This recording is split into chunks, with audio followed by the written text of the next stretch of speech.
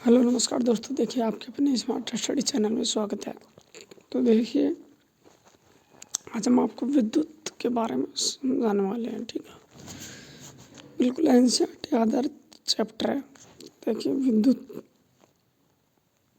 फिर इससे next part होगा चुंबक। तो विद्युत धारा, आवेश प्रवाह की दर को विद्युत धारा कहा जाता है या इलेक्ट्रॉन प्रवाह की विद्युत धारा कहते हैं, या इकाई समय में प्रवाहित होने वाले आवेशों की मात्रा को विद्युत धारा कहते हैं। ये एक अदिश राशि है, मतलब परिमाण तो होता है लेकिन दिशा नहीं होती है, जिसका एसआई मात्रक एम्पियर होता है। तो आई बराबर क्यू बटा टी, मतलब कूलम प्रति सेकंड, इसे हम एम्पियर बोलते हैं।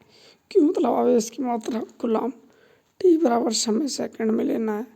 आई बराबर क्यू टी बराबर एन ई बटा टी, क्यू बराबर एन ई। और इलेक्ट्रॉन पर आवेश ई और एन का इलेक्ट्रॉन की संख्या जो 1.6 इंटू 10⁻⁻19 कूलम होता है। तो फाइनल क्यू बराबर आई टी हो गया। अब है, यदि किसी चालक तार में से प्रति सेकंड 1 कूलम आवेश प्रवाहित होता है तो धारा का मान कितना होता है। तो आई बराबर क्यू टी से 1/1, तो 1 एम्पियर होता है। तो दूसरा है, यदि किसी चालक तार में 2 एम्पियर की धारा 2 मिनट में प्रवाहित की जाती है तो आवेश की मात्रा क्या होगी। तो आई बराबर क्यू टी। तो यहाँ से देखिए समय सेकंड में लेना है, तो 2 मिनट का हो गया 120 सेकंड। तो 2 बराबर क्यू बटा 120, तो यहाँ से क्यू बराबर 240 कूलम आ गया।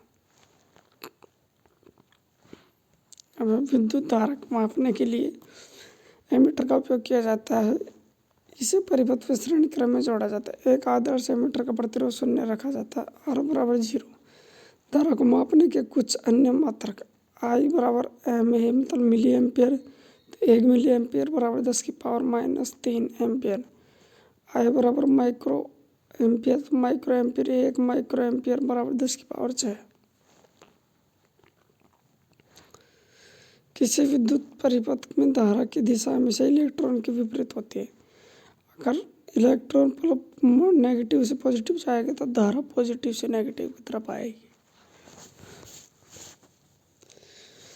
धारा और इलेक्ट्रॉन की दिशा एक दूसरे के विपरीत होती है। तो देखिए आवेश मतलब चार्ज बराबर इलेक्ट्रॉन। 1 कूलम आवेश बराबर 6.25 इंटू 10⁻18 इलेक्ट्रॉन। आवेश का मात्रक कूलम। आवेश 2 प्रकार के होते हैं बेंजामिन फ्रैंकलिन के आधार पर, धनावेश व ऋणावेश। आवेश के मध्य लगने वाला आकर्षण प्रतिकर्षण बल को बताने वाला वैज्ञानिक कूलम है। तो क्यू मतलब समान आवेशों के बीच प्रतिकर्षण और असमान आवेशों के बीच आकर्षण। क्यू बराबर एन ई। ठीक है, तो देखिए कूलम एफ समानुपाती Q1 Q2 बटा आर स्क्वायर। आवेश का सबसे बड़ा मात्रक फैराड होता है। 1 फैराड बराबर 96,500 कूलम होता है। कूलम का नियम, कूलम के नियम के अनुसार 2 स्थिर आवेशों के मध्य लगने वाला आकर्षण या प्रतिकर्षण बल का मान 2 आवेशों के गुणनफल के समानुपाती एवं उनके बीच की दूरी के वर्ग के व्युत्क्रमानुपाती होता है। जैसे Q1 और QR, बीच की दूरी R, एफ समानुपाती Q1 Q2, एफ समानुपाती 1/r स्क्वायर। तो 1/2 से एफ समानुपाती Q1 Q2 बटा आर स्क्वायर। एफ बराबर के Q1 Q2 बटा आर स्क्वायर। के बराबर नियतांक, कूलम नियतांक। एफ बराबर एफ इंटू आर स्क्वायर बटा Q1 Q2, newton into metre square बटा कूलम इंटू कूलम। तो न्यूटन मीटर स्क्वायर बता कूलम का स्क्वायर। तो के बराबर 9 इंटू 10⁻9 न्यूटन मीटर स्क्वायर या कूलम स्क्वायर। यदि 2 आवेशों के मध्य की दूरी को 100 तय कर दिया जाए तो उनके मध्य लगने वाले बल कितना होगा। एफ समानुपाती 1/r, एफ समानुपाती 1/4 का होल स्क्वायर तो इसे F बराबर 1/16, तो फाइनली एक समानुपाती 16 आ जाएगा। दूसरा, यदि दो स्थिर आवेशों के मध्य की दूरी को दोगुना कर दी जाए तो इनके मध्य लगने वाला बल क्या होगा? तो F समानुपाती 1/r², तो F समानुपाती 1/2 का होल स्क्वायर, तो यह फाइनली 1/4 हो जाए। F समानुपाती 1/4 हो, मतलब 1/4 हो जाए लगने वाला बल।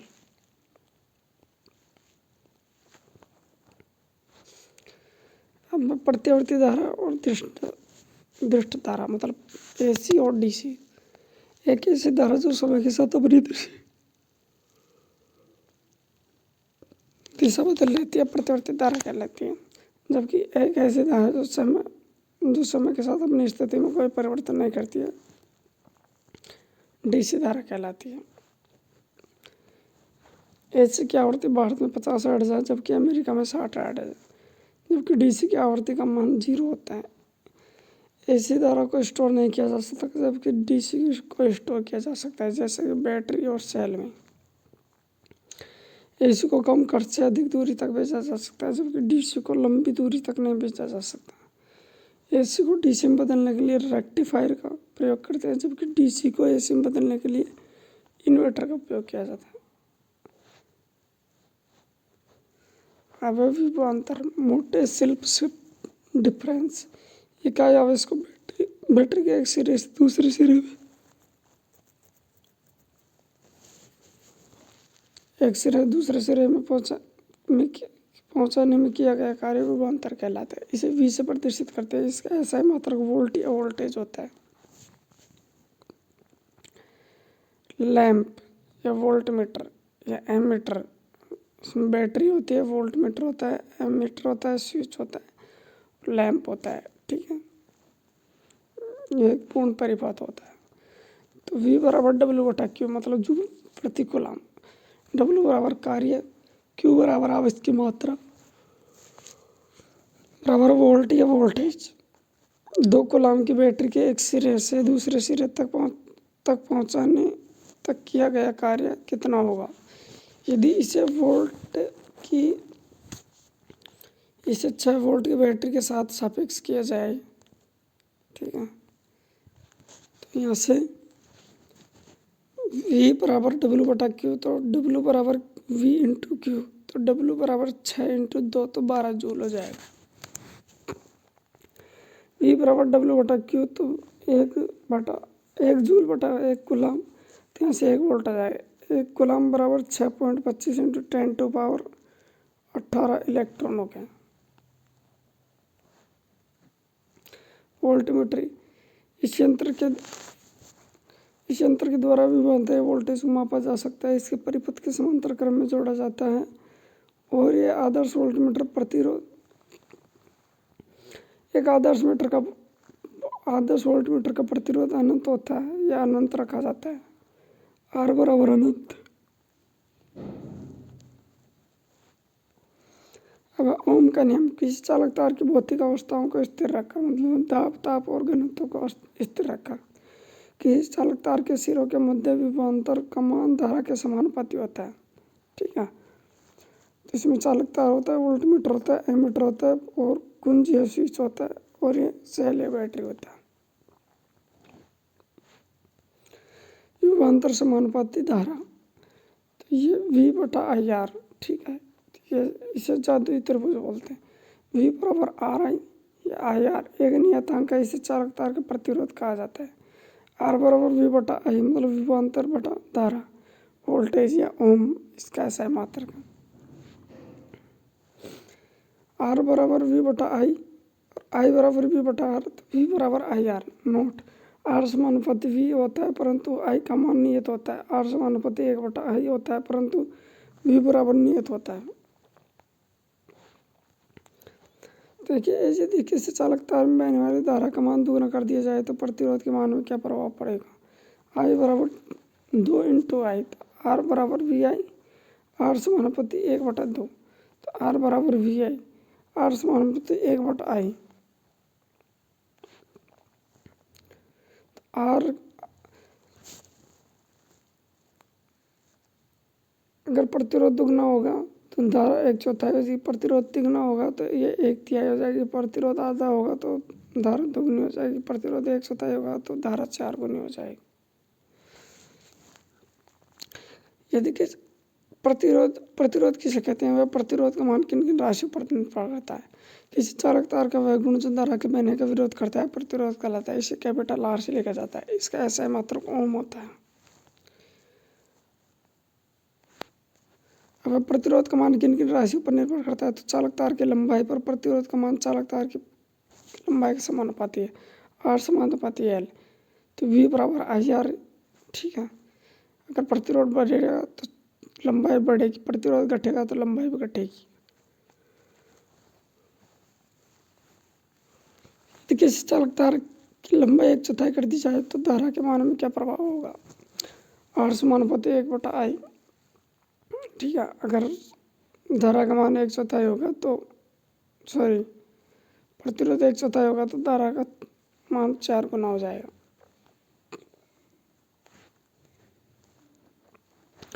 अनुप्रस्थ काट के क्षेत्रफल पर निर्भरता। प्रतिरोध का मान अनुप्रस्थ काट क्षेत्रफल के विलोमानुपाती होता है। ठीक है, तो अगर धारा का मान कम होगा तो क्षेत्रफल बढ़ेगा। ठीक है, अगर धारा 4 गुनी होगी तो क्षेत्रफल एक आधा हो जाएगा। धारा 3 गुनी होगी तो क्षेत्रफल एक तिहाई हो जाएगा। धारा 2 गुनी होगी तो क्षेत्रफल एक चौथाई हो जाएगा।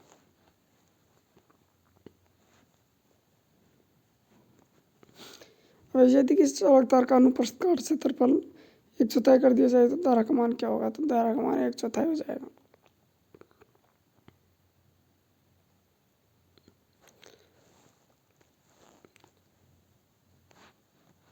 अब चालक तार की प्रकृति पर निर्भरता। अलग अलग पदार्थों का प्रतिरोध का मान अलग अलग होता है।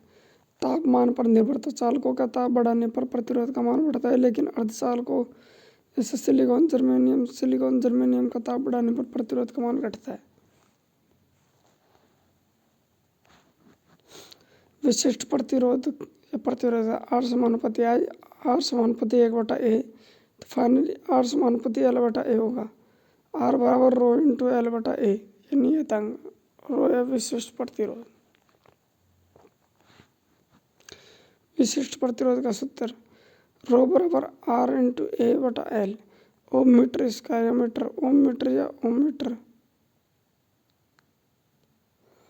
रो बराबर आर इंटू ए। ठीक है, आर मतलब प्रतिरोध 10 ओम है, ए मतलब अनुप्रस्थ काट क्षेत्रफल 10 वर्ग मीटर है, लंबाई तार की लंबाई 10 मीटर है, तो एफ बराबर 10 10 ओम इंटू 10 मीटर बटा 10, तो फाइनली 10 ओम मीटर आ जाएगा। या विशिष्ट प्रतिरोध आर इंटू ए बटा एल, तो क्षेत्रफल ए बराबर पाई आर स्क्वायर। विशिष्ट प्रतिरोध का मान किन किन राशियों पर निर्भर करता है? तो ये करता है चालक तार की प्रकृति व ताप पर। और प्रतिरोध का मान किन किन राशियों पर निर्भर करता है? तो वह चालक तार की लंबाई पर भी करता है, अनुप्रस्थ काट क्षेत्रफल पर करता है, चालक तार की प्रकृति पर भी व ताप पर भी करता है, इन सभी पर करता है। तो देखिए चांदी का प्रतिरोध का मान होता है 1.60 इंटू 10 टू पावर 8। कॉपर का होता है 1.62 इंटू 10 की पावर -8। एल्यूमिनियम का 2.63 इंटू 10 की पावर -8। चांदी का विशिष्ट प्रतिरोध सबसे कम होता है, इसीलिए इसकी चालकता सबसे अधिक होती है। सबसे ज़्यादा धातु की, फिर मिश्र धातु, फिर कुछ चालक इसमें कहा चीरा और कागज आता है। ठीक है, कुछ चालक मतलब विद्युत रोधी। देखिए प्रतिरोध बराबर वी बटा आई या ओम। चालकता 1/R बराबर 1/ओम या साइमन या मोह या ओम मीटर। प्रतिरोध के व्युत्क्रम को चालकता कहा जाता है। प्रतिरोध विशिष्ट आर इंटू ए बटा एल ओम मीटर। विशिष्ट चालकता 1/ओम बराबर 1/रो बराबर 1/ओम इंटू मीटर, तो फाइनली 1/ओम मीटर आ जाएगा। विशिष्ट प्रतिरोध के व्युत्क्रम को विशिष्ट चालकता कहा जाता है। साइमन या मीटर या मोह मीटर। चालकता या कंडक्टर ऐसे पदार्थ जिसकी विद्युत चालकता बहुत अधिक होती है, धारा का प्रवाह सुगमता से होता है, चालक कहलाता है। जैसे धातु, ग्रेफाइट, अम्ल, क्षार, चांदी की चालकता सर्वाधिक होती है। जैसे AgCu और एल्यूमीनियम में से Ag की सबसे ज़्यादा होती है। कुछ चालक या नॉन कंडक्टर ऐसे पदार्थ जो विद्युत का चालन नहीं करते हैं, कुछ चालक कहलाते हैं। प्लास्टिक, सूखी लकड़ी, कागज, माइका, अभ्रक, हीरा, अधातु, पारा, लेड। अर्धचालक, सेमीकंडक्टर ऐसे पदार्थ जिनकी चालकता चालकों से कम होती है व कुचालक से अधिक होती है, वह अर्धचालक कहलाते हैं। जैसे सिलिकॉन और जर्मेनियम। अतिचालक या सुपर कंडक्टर कुछ पदार्थ ऐसे होते हैं जिनका ताप धीरे धीरे घटाने पर इसकी चालकता बढ़ती है, परंतु एक ऐसे विशेष ताप के नीचे ठंडा करने पर चालक अचानक शून्य हो जाता है। इस प्रकार के ताप को अतिचालक कहते हैं। यह एक घटना 10 केल्विन ताप से 0.1 केल्विन तक होती है।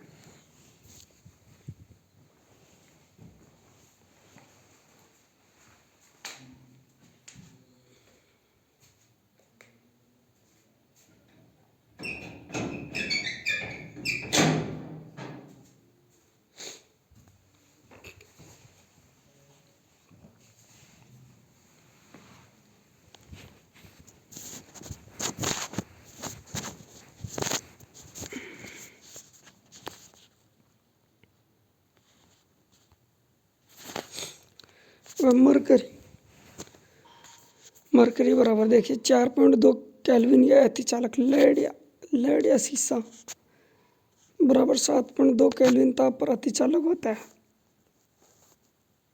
अब देखिए प्रतिरोधों का संयोजन श्रेणी क्रम और समांतर क्रम। श्रेणी क्रम में परिपथ ऐसे बनता है और समांतर क्रम में ऐसे बनता है। ठीक है। श्रेणी क्रम संयोजन में प्रत्येक प्रतिरोध पर धारा का मान समान व विभवांतर या वोल्ट का मान अलग अलग होता है। श्रेणी क्रम संयोजन कहलाता है। श्रेणी क्रम संयोजन का तुल्य प्रतिरोध बराबर RT बराबर R1 plus R2 plus R3 बराबर RN होता है, जबकि समांतर क्रम संयोजन में प्रत्येक प्रतिरोध पर वोल्टेज एक समान होता है व धारा का मान अलग अलग होता है। तो यहाँ से 1/RT बराबर 1/R1 plus 1/R2 plus 1/RN। श्रेणी क्रम संयोजन में तुल्य प्रतिरोध का मान परिपथ में लगे उच्च प्रतिरोध के मान से हमेशा अधिक होता है, जबकि समांतर क्रम में तुल्य प्रतिरोध का मान परिपथ में लगे निम्नतम प्रतिरोध से भी कम होता है। जैसे निम्न परिपथ का तुल्य प्रतिरोध ज्ञात कीजिए 2, 3, 4 और 6। अगर ये श्रेणी में है तो इनका सीधे ही योग कर दो, कुल प्रतिरोध 15 ओम आ गया। निम्न परिपथ का तुल्य प्रतिरोध तो एक 3 ओम है और एक 3 ओम है और ये 2 ओम है। तो यहाँ से 1/RT बराबर 1/R1 प्लस 1/R2। तो यहाँ से 1/RT बराबर 1/3 प्लस 1/3। तो फाइनली ये 2/3 से RT बराबर 3/2 मतलब 1.5 आ गया। तो 1.5 तो ये और 2 ये। ठीक है। अभी तो इन दोनों का निकाला है तो कुल हो गया 3.5 हो गया। अब निम्न प्रतिरोध का तुल्य प्रतिरोध का मान ज्ञात कीजिए। तो यहाँ से पहले इन दोनों का ये श्रेणी क्रम में है तो इनका कुल प्रतिरोध हो गया 6 ओम। फिर 6 ओम और 2 ओम का निकालिए तो 1/RT बराबर 1/6 प्लस 1/2। तो यहाँ 1 प्लस 3/6 तो फाइनली हो जाएगा ये 6/4 तो 1.5 हो गया।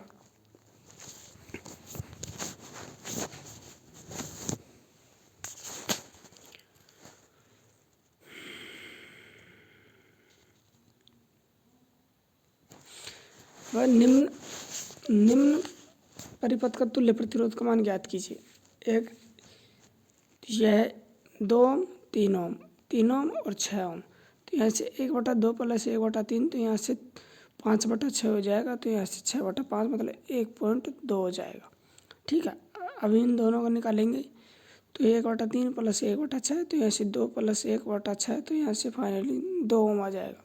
ठीक है, अगर इनको जोड़ेंगे तो पूरा 3/3.6 ओम आ जाएगा। ठीक है, RT बराबर। अब जूल का तापमान नियम है विद्युत धारा का उसमें प्रभाव।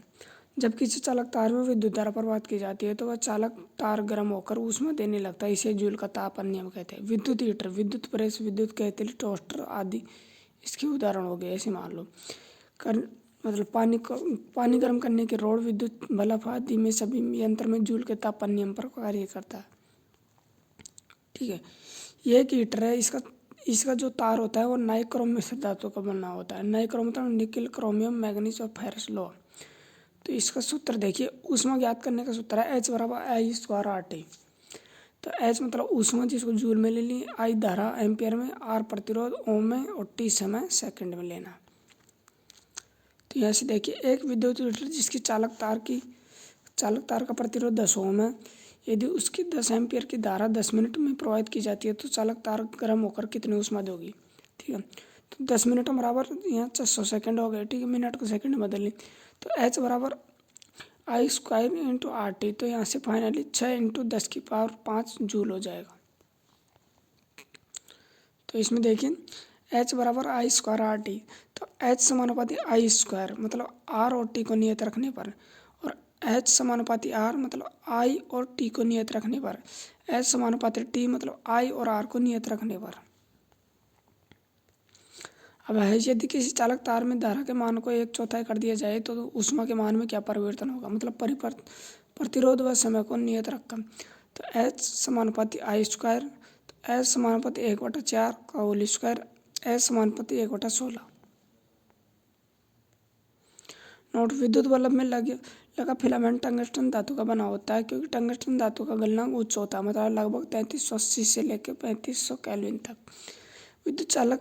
विद्युत बल्ब में आर्गन के साथ नाइट्रोजन गैस का भी प्रयोग किया जाता है।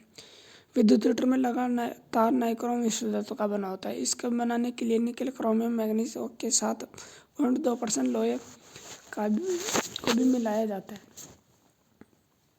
ठीक है, अब विद्युत प्रेस में माइका या अभ्रक की प्लेट लगाई जाती है। ठीक है, यह प्लेट विद्युत की कुचालक व ऊष्मा की चालक होती है। और देखिए LED मतलब लाइट इमिटिंग डायोड, CFL मतलब कम्पैक्ट फ्लोरोसेंट लैम्प। ठीक है, तो देखिए वीडियो अच्छी लगी तो वीडियो को लाइक करना, चैनल को सब्सक्राइब करना, और हमारे वीडियो के डिस्क्रिप्शन में है जो हमारा टेलीग्राम चैनल का लिंक है, तो उसे भी ज्वाइन करना। ठीक है, धन्यवाद।